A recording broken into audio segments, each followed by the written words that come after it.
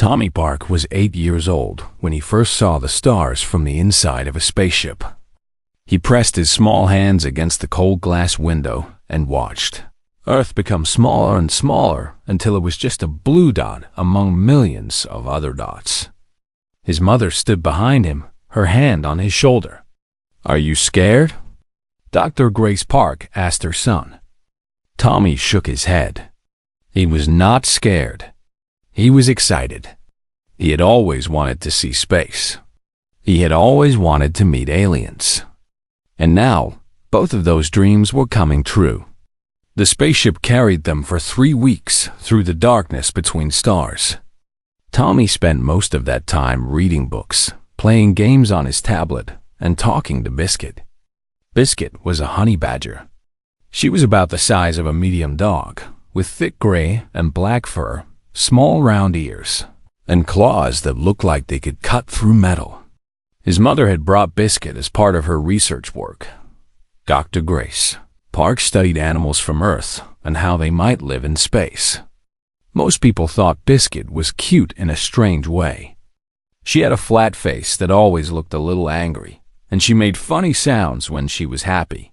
Tommy loved her more than anything except his mother. Biscuit slept in his bed every night and followed him everywhere during the day.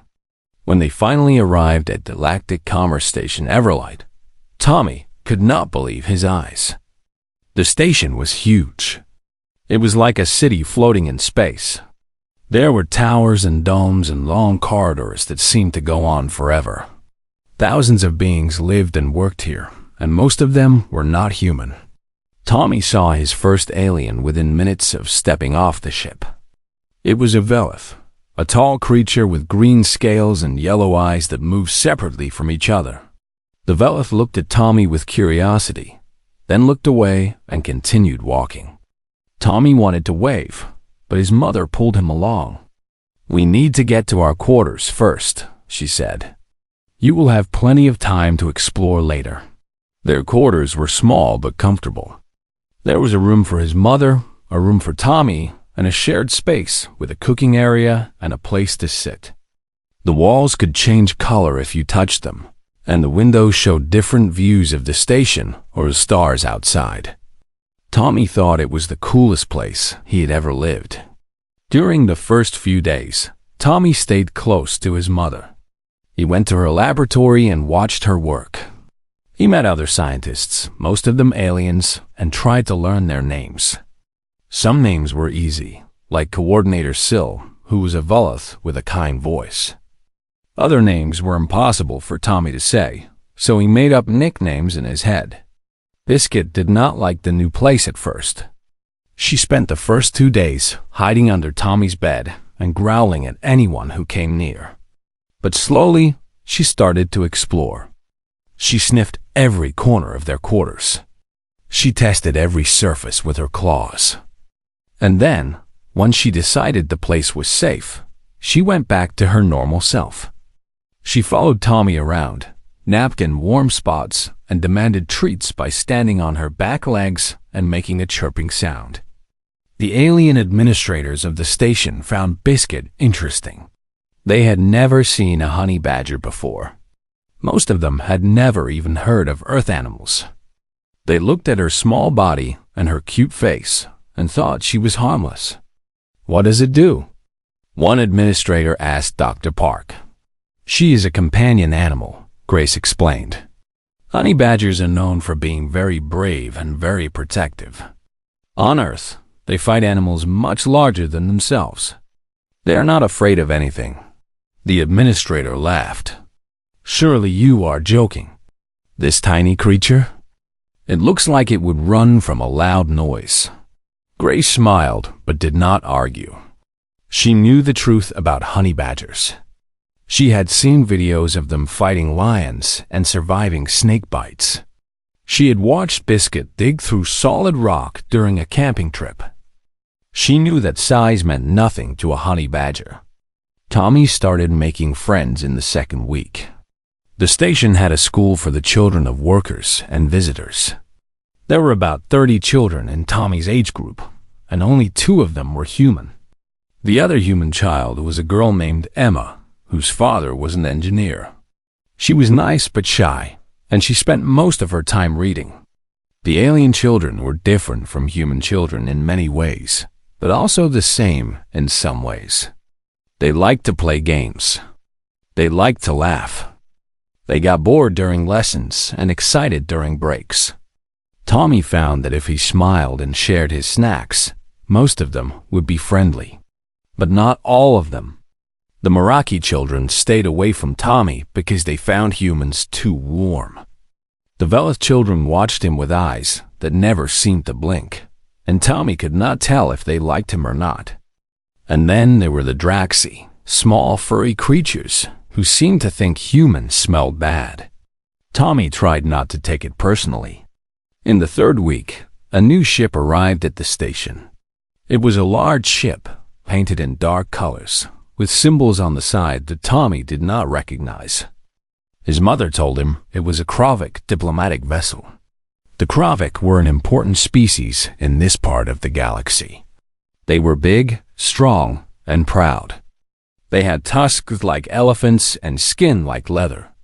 They believed they were better than most other species. The Kravik brought their young with them.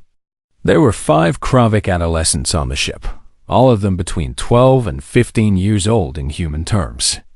They were already taller than most adult humans and much heavier. They walked through the station like they owned it, pushing past smaller beings and speaking in loud voices. Tommy saw them for the first time in the cafeteria. He was eating lunch with Emma when the Kravik youth walked in. Everyone in the room went quiet. The Kravik took whatever food they wanted and sat at the biggest table. Nobody complained. One of the Kravik, the largest one, looked across the room and saw Tommy. His eyes were small and dark, like pebbles pushed into clay. He stared at Tommy for a long moment, then smiled. It was not a nice smile. It was the smile of someone who had found a new toy to break. Tommy looked down at his food and tried to ignore the feeling in his stomach. Beside his chair, Biscuit lifted her head and sniffed the air. She could sense that something was wrong. Her eyes found the Kravik across the room, and she let out a low sound that was not quite a growl. Tommy reached down and stroked her fur. "It's okay, girl," he whispered. "Everything is fine." But deep down, Tommy knew that everything was not fine. Something bad was coming. He could feel it. The days after the Kravik arrived became harder for Tommy. He tried to avoid them, but the station was only so big, and the Kravik youth seemed to be everywhere. They walked through the corridors like they were hunting. They pushed smaller beings out of their way. They broke things and laughed when stationed. Workers had to clean up the mess. The leader of the group was named Grath. He was the biggest and the meanest. His tusks were longer than the others, and he had a scar across his face that he seemed proud of. When he spoke, the other Kravik listened. When he walked, they followed. He was only 14 years old, but he was already 7 feet tall and built like a tank. Grath had 2 close friends named Thol and Vrek. Thol was almost as big as Grath, but not as smart. He followed orders without asking questions. Vrek was smaller and faster, with clever eyes that were always watching. Together, the 3 of them made Tommy's life difficult in small ways that were hard to report. They would knock books out of his hands and pretend it was an accident. They would take his seat in the cafeteria and dare him to say something. They would follow him through the corridors and whisper things about humans being weak and soft and worthless. Tommy tried to ignore them, but it was getting harder every day. His mother noticed that something was wrong. Tommy was not sleeping well. He was not eating as much as he used to. He spent more time in their quarters and less time exploring the station. "What is happening?" Dr. Grace Park asked one evening. "You can tell me." Tommy wanted to tell her. He wanted to explain about Grath and the others. But he knew his mother was busy with important work. He knew she could not be with him all the time. And he knew that if he told her, She might do something that would make the Kravik even angrier. I am just tired, Tommy said. It takes time to get used to a new place. His mother looked at him for a long moment, then nodded. Okay, but if you ever need to talk, I am here. Tommy thanked her and went to his room. Biscuit followed him and jumped onto the bed. She curled up next to him and made a soft purring sound. Tommy put his hand on her fur and felt a little better. The next day was when everything changed. Tommy was in the observation deck on level 7. It was his favorite place on the station. The walls were made of glass, and you could see the stars in every direction. There were comfortable chairs and small tables. During the day, it was usually empty because most beings were working or studying. Tommy liked to go there when he needed to be alone. He was sitting in a chair by the window with Biscuit sleeping in his lap. He was reading a book about planets and trying not to think about the Kravik. The observation deck was quiet. The stars were beautiful. For a few minutes, Tommy felt peaceful. Then he heard footsteps. He looked up and saw Grath standing in the doorway. Thul was on his left. Rek was on his right. They were blocking the only exit. Tommy's heart started beating faster. He looked around for another way out, but there was nothing. Just glass walls and stars and empty space. Grath walked forward slowly. His heavy feet made the floor shake with each step. His small dark eyes were fixed on Tommy like a predator watching prey. He was smiling that terrible smile again. "Human child," Grath said. His voice was deep and rough, like rocks grinding together. "We've been looking for you." Tommy did not know what to say. He held Biscuit closer to his chest. The honey badger was awake now, her eyes open and watching. "I do not want any trouble," Tommy said. His voice was small and shaky. "My mother says we should be friends with everyone." Rek laughed. It was an ugly sound. "Friends? The Kravik do not make friends with lesser species. We make servants. We make slaves. We make examples." Thul took a step forward. "Your kind does not belong in space. Humans are soft, weak. You have no claws, no tusks, no armor. You are prey animals pretending to be something more." Tommy felt tears forming in his eyes, but he did not let them fall. He would not cry in front of them. He would not give them that satisfaction. "Please leave me alone," he said. "I have not done anything to you." Grath stopped a few feet away from Tommy's chair. He looked down at the small human boy and the even smaller creature in his lap. His nostrils flared as he sniffed the air. "What is that thing?" he asked, pointing at Biscuit. Tommy looked down at his companion. Biscuit was not sleeping anymore. Her body was tense. Her claws were out, pressing against Tommy's jacket. And she was making a sound, a low, deep rumbling that seemed too big for her body. "This is Biscuit," Tommy said. "She is a honey badger." Grath leaned closer to look at the creature. Biscuit's eyes locked onto his, and she did not look away. Most animals would look away when faced with something bigger and stronger. Most animals knew their place in the natural order. But Biscuit was not most animals. "It is tiny," Grath said with contempt. "It looks like a toy. Does it do tricks?" Rek and Thul laughed behind him.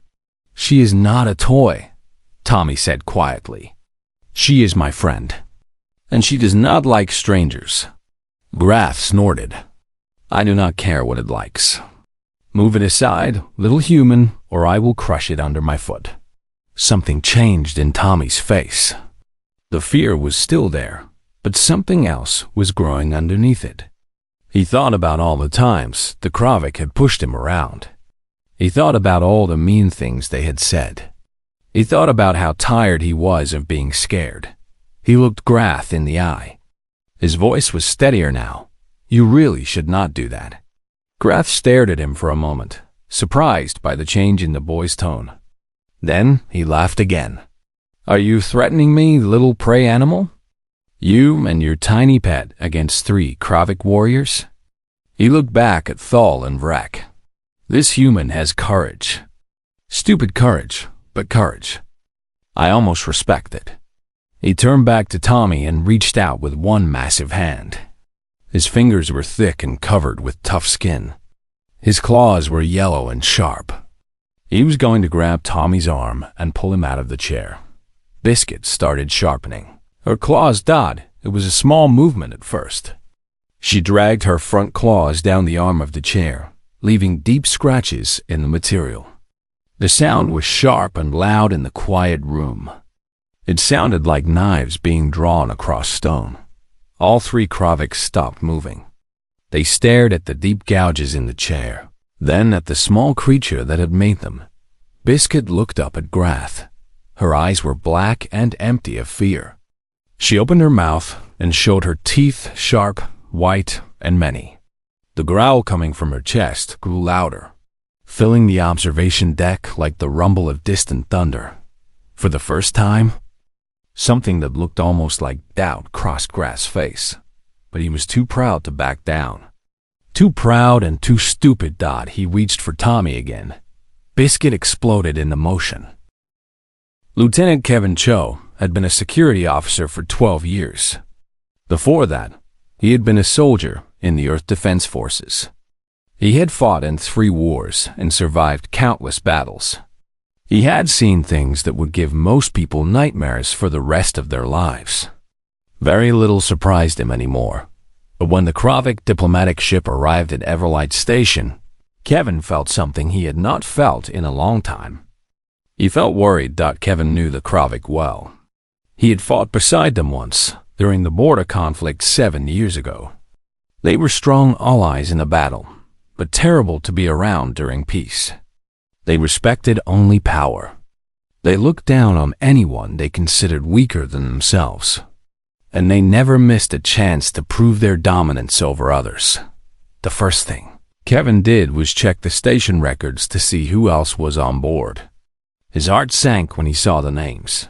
Dr. Grace Park, xenobiologist, and Thomas Park, age 8, her son. The only human child on the entire station. Kevin immediately sent a message to his supervisor, Commander Walsh.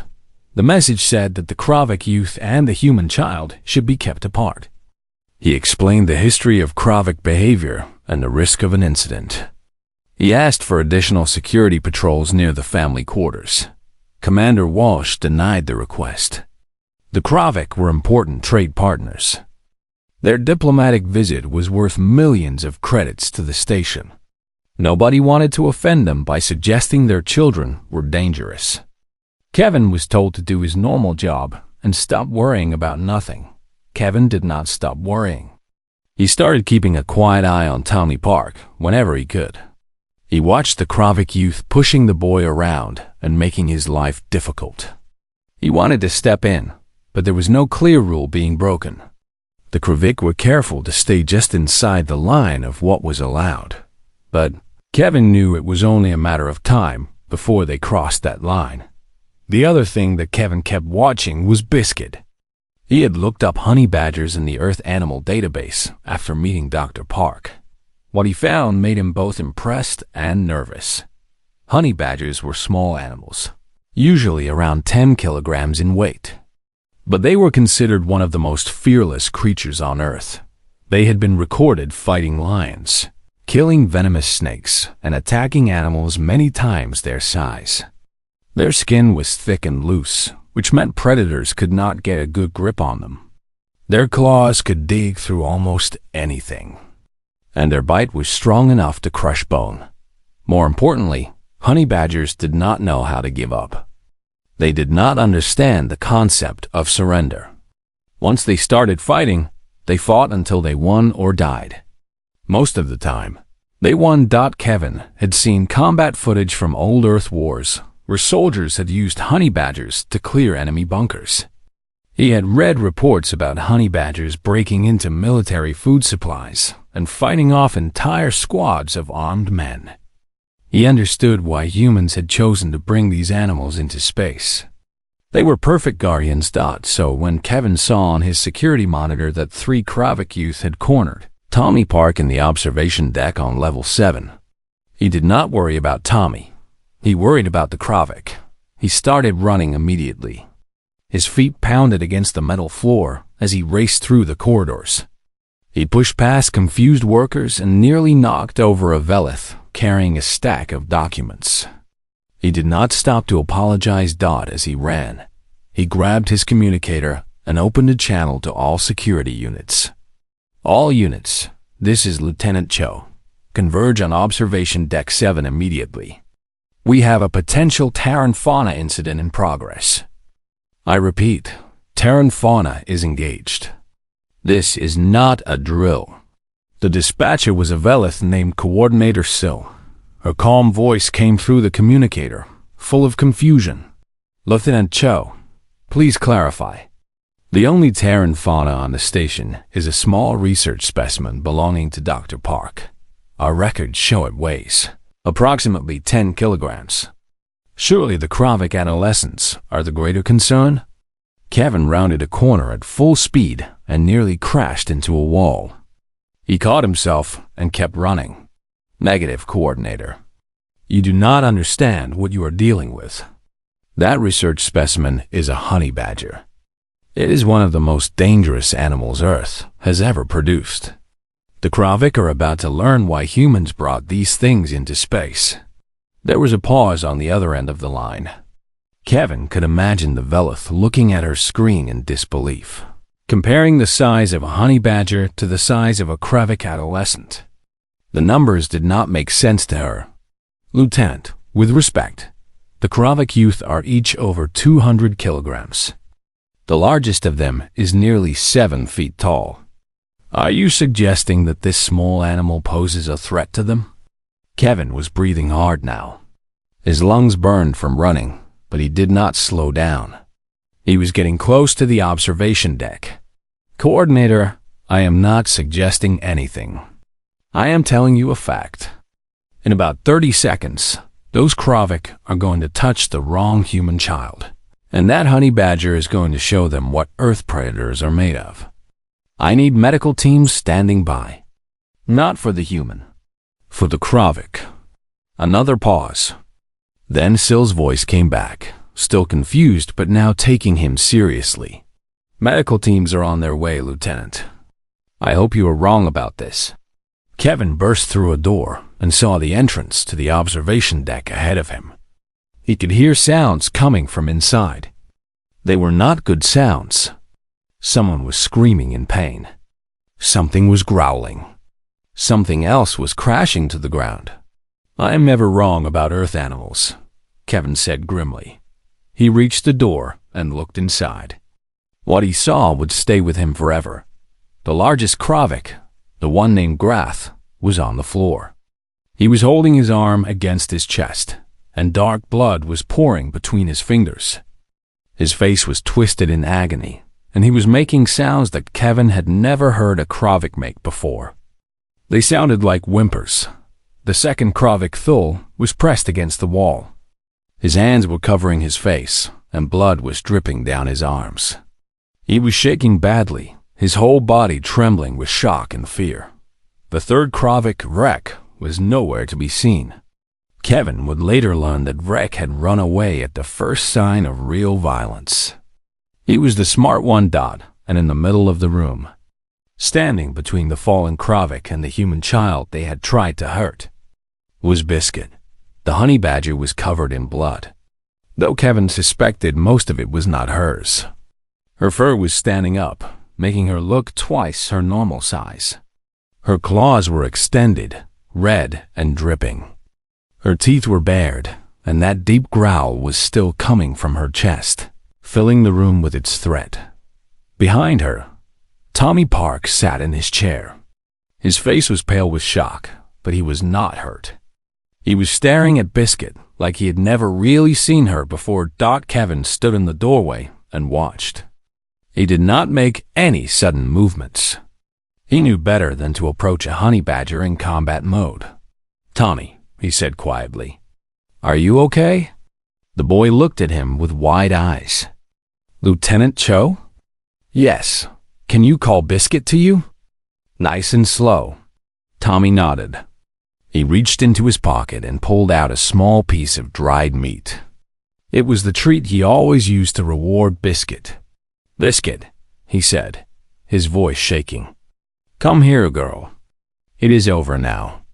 Come get your treat." The honey badger's ears moved slightly. Her growl continued for another moment. Then, slowly, she turned away from the bleeding Krovic and walked back to Tommy. She sat at his feet and looked up at him, expectantly. Tommy gave her the treat. Biscuit ate it calmly, as if she had not just destroyed two beings 5 times her size. Kevin stepped into the room and looked at the damage. He had seen battlefields that looked better than this. "Well," he said softly, "I tried to warn them." The moment Grath's hand moved toward Tommy, Biscuit launched herself through the air. She moved faster than anything the Krovic had ever seen. 1 second, she was sitting in Tommy's lap.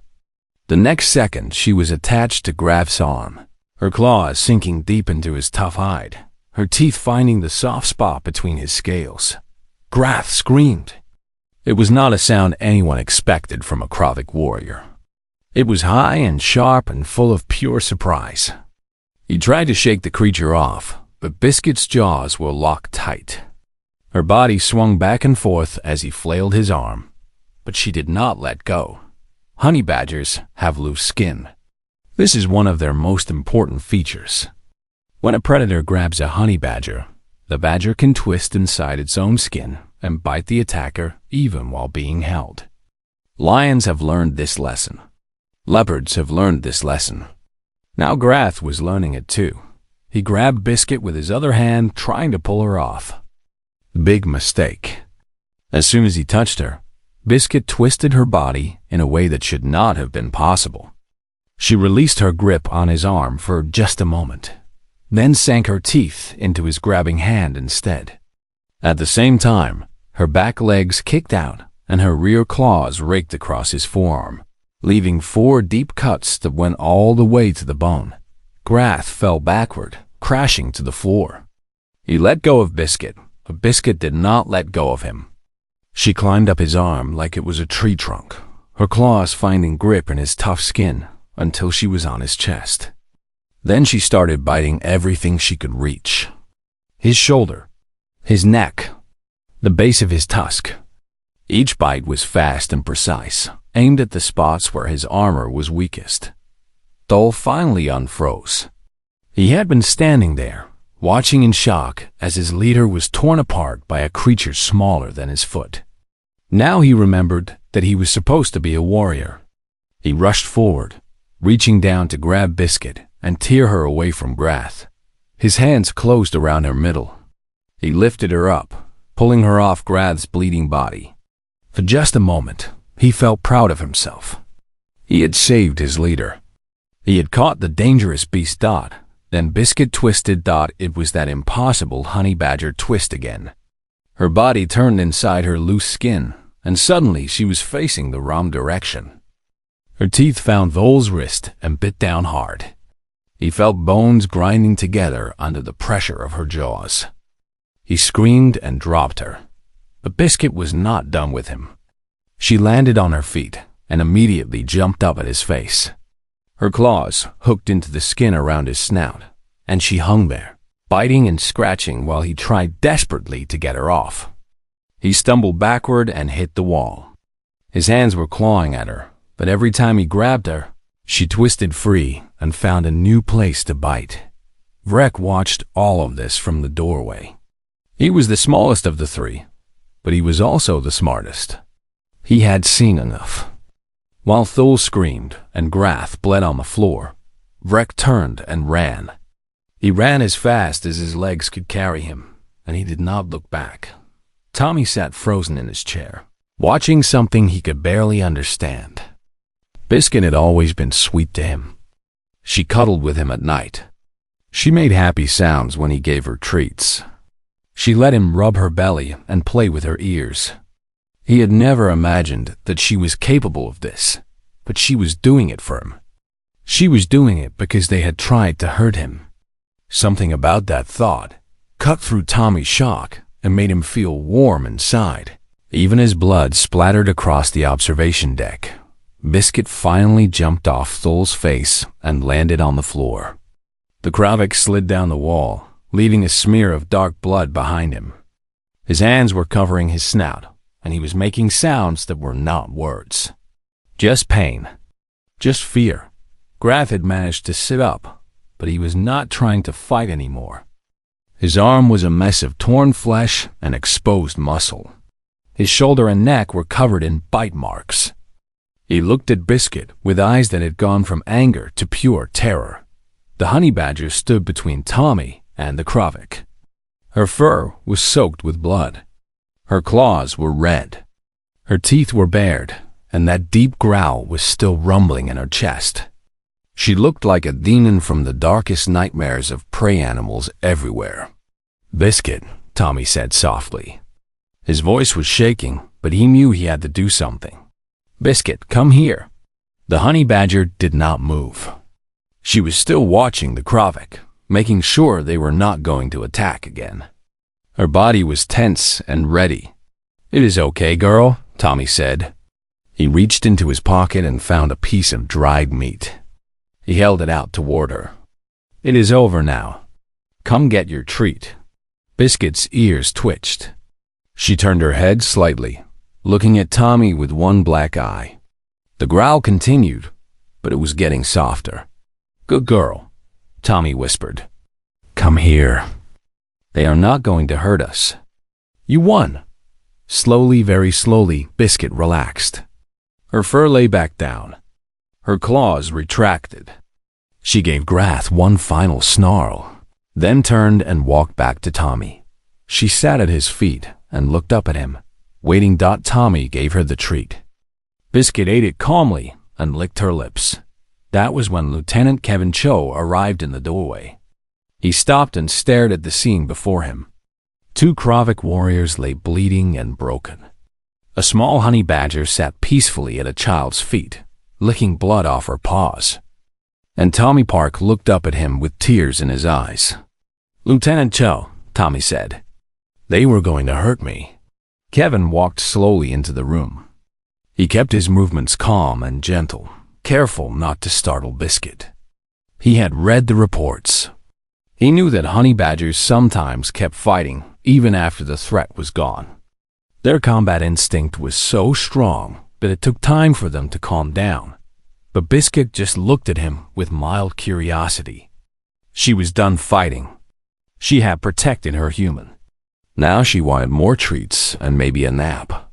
"I know, Tommy," Kevin said gently. "I know they were. And your friend Biscuit stopped them." He looked at the two Kravik. Grath was still conscious, holding his mangled arm and staring at the small creature with something like religious fear. Thul had passed out from pain and blood loss. The smell of iron filled the air. Did she just handle 3 Kravik? Kevin asked, even though he already knew the answer. Tommy nodded. Rek ran away. But Grath and Thul, He swallowed hard. Biscuit really hurt them. Kevin knelt down next to Tommy's chair. He put a hand on the boy's shoulder. "Tommy, listen to me. This is not your fault. It is not Biscuit's fault either. Those Kravik attacked you, and your companion protected you. That is what honey badgers do. That is why humans bring them to space." Tommy sniffed and wiped his eyes. "Is Biscuit going to be in trouble?" Kevin looked at the honey badger. Biscuit had finished cleaning her paws and was now looking around the room with a bored expression. She did not seem bothered by what she had done. She did not seem bothered by anything. "No," Kevin said firmly. "Biscuit is not going to be in trouble. The Kravik are going to be in trouble for attacking a child. Biscuit was just doing her job." Medical teams arrived moments later. They stared at the scene in disbelief. Velith doctors and Marathi nurses worked to stabilize the two Kravik, while shooting nervous glances at the small creature sitting peacefully by the human child. Biscuit yawned and closed her eyes. The news of what happened in the observation deck spread across the station within hours. By the end of the day, everyone on Everlight Station had heard some version of the story. By the end of the week, the story had spread to other stations, other planets, and other systems. The tale of the tiny Earth creature that destroyed 2 Kravik warriors became the most talked about topic in that sector of the galaxy. Dr. Grace Park rushed to the observation deck as soon as she heard. She found Tommy sitting in a security office, wrapped in a blanket with Biscuit sleeping in his lap. She fell to her knees and hugged her son so tight that he could barely breathe. "I am sorry," she whispered into his hair. "I am so sorry I was not there." Tommy hugged her back. "It is okay, Mom. Biscuit was there. Biscuit protected me." Grace looked down at the honey badger. Biscuit opened one eye, looked at Grace, then closed it again and went back to sleep. The blood had been cleaned from her fur, and she looked like her normal self again. Just a small, grumpy animal that loved treats and warm places. But Grace knew what Biscuit had done. She had read the security report. She had seen the medical records of the 2 Kravik youth. Grath would never have full use of his arm again. Thul would carry scars on his face for the rest of his life. All because they had made the mistake of threatening her son. "Good girl, Biscuit," Grace said softly. "Very good girl." The Kravik ambassador arrived at the station the next morning on an emergency shuttle. His name was High Lord Korath, and he was one of the most powerful Kravik in the Empire. He was furious. His nephew Grath had been attacked by a human pet. This was an insult that could not be allowed to stand. Admiral Lily Yoon met him in the main conference room. She was the highest-ranking human officer on the station, and she had been chosen to handle this situation because of her reputation. Other species called her the Glacier, because of how calm and cold she could be in difficult situations. She had earned that name during the Frontier Wars, when she had commanded a fleet against impossible odds, and High Lord Korath stormed into the room with a group of Kravik guards behind him. He was even larger than Grath, with tusks that had been decorated with gold and silver bands. His robes were made of expensive fabric, and jewels hung from his ears. He looked like a king, and he expected to be treated like one. "This is an outrage," he roared as soon as he saw Admiral Yoon. "A Kravik noble has been mutilated by a human beast. I demand justice. I demand that the creature be destroyed and the humans be punished." Admiral Yoon remained seated. She did not stand to greet him, which was a deliberate insult in Kravik culture. Her face showed no emotion at all. "Please sit down, High Lord Korath," she said calmly. "We have much to discuss." "I will not sit down." Korath slammed his fist on the table, making everything jump. "I will not be treated as an equal by a lesser species. You will give me what I demand, or there will be consequences." Admiral Yoon looked at him with eyes like ice. "You may want to sit down for what I am about to show you." She touched a control on the table, and a holographic screen appeared in the air. It showed the observation deck from a security camera angle. Korath watched as his nephew and his friends cornered a small human child. He watched as they threatened the boy. He watched as Grath reached for Tommy with clear intent to harm Dot, and then he watched Biscuit tear them apart. The room was silent when the recording ended. Korath's face had gone through many emotions during the playback: anger, confusion, disbelief, and finally, something that looked almost like fear. "That creature," he said quietly. "What is it?" "It is called a honey badger," Admiral Yoon replied. "It is a species from Earth. They are known for being completely fearless and extremely aggressive when threatened. Humans have been bonding with them for thousands of years. We brought them to space because they make excellent protectors for our children." Korath stared at the frozen image on the screen. Biscuit was captured mid-leap, her claws extended, her mouth open to show her teeth. She looked like something from a nightmare. "It is so small," he said, almost to himself. "How can something so small do so much damage?" Size means nothing to a honey badger, Admiral Yoon said. On Earth, they fight creatures many times their size. Lions, leopards, snakes. They do not care how big their enemy is. They just fight. She leaned forward slightly, and her voice became even colder. Your nephew and his friends cornered a human child with intent to cause harm. They ignored warnings. They ignored the chance to walk away. And they suffered the consequences. Under Galactic Treaty 7C, companion animals are considered extensions of their bonded humans. Any attack on the child would justify the companion's response. Biscuit did nothing wrong. Korath opened his mouth to argue, but Admiral Yoon held up her hand. I am not finished, High Lord. If you press this matter, I will be forced to release the full recording to the galactic media networks. Every species in the galaxy will see 3 Kravic adolescents trying to bully a human child. They will see a creature that weighs 10 kilograms defeat 2 Kravic who weigh over 200 kilograms each. Is that the image you want the galaxy to have of your species? The room was very quiet. Korath's guards shifted uncomfortably behind him. Everyone knew that the Kravic reputation was built on strength and power. If the galaxy saw Kravic warriors being defeated by a tiny earth animal, that reputation would be damaged forever. Korath stared at Admiral Yoon for a long moment. Then, slowly, he sat down in the chair across from her. What do you want? He asked. I want your nephew to apologize to Tommy Park and his mother. I want your delegation to leave this station peacefully. I want a formal agreement that no Kravic will threaten a human child again. Korath's jaw tightened, but he nodded. It will be done. Admiral Yoon smiled, but it was not a warm smile. It was the smile of someone who had just won a battle without firing a single shot. I am glad we understand each other. Aye, Lord. Now, if you will excuse me, I have a young boy and his honey badger to check on. The Kravic delegation left Everlight Station the next day. Before they went, Grath stood before Tommy Park with his arm wrapped in medical bandages. His eyes were fixed on the floor. His voice was barely a whisper. I apologize for my actions, he said. I was wrong to threaten you. Tommy nodded.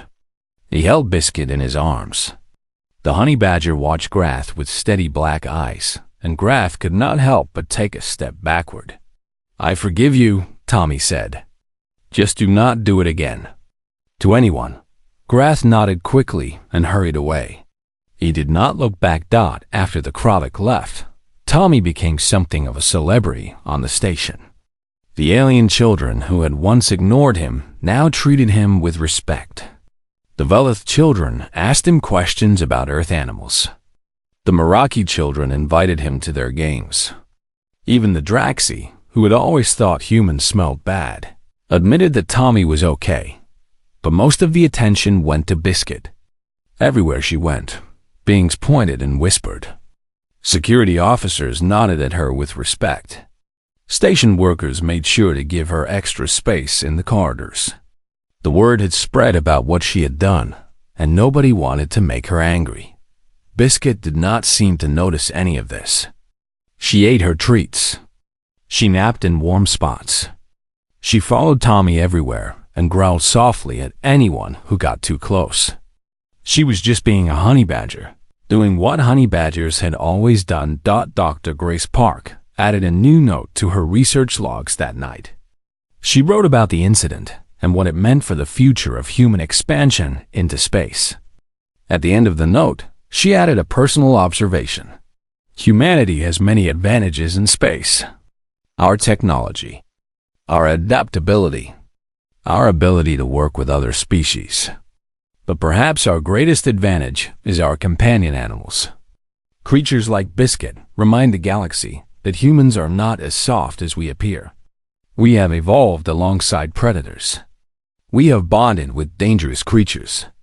And we have learned to use that relationship to protect ourselves and our children. I recommend that all human families traveling off-world be assigned guardian species. Honey badgers remain my top recommendation. She paused and looked at Biscuit, who was curled up on Tommy's bed, snoring softly. Additional note: Biscuit has requested extra dried mango as a reward for her service. Request approved. And across the galaxy, a new saying began to spread among the species who encountered humans. It was whispered in space stations and trading posts, in military academies and diplomatic halls. Parents told it to their children as a warning. Warriors repeated it to each other as a reminder. Beware the soft ones. They do not travel alone, and their companions have no fear. Tommy Parks slept well that night, with Biscuit curled up at his feet. Outside his window, the stars shone bright and endless, full of adventures waiting to happen. He was not afraid anymore. After all, he had Biscuit, and Biscuit did not care about fear.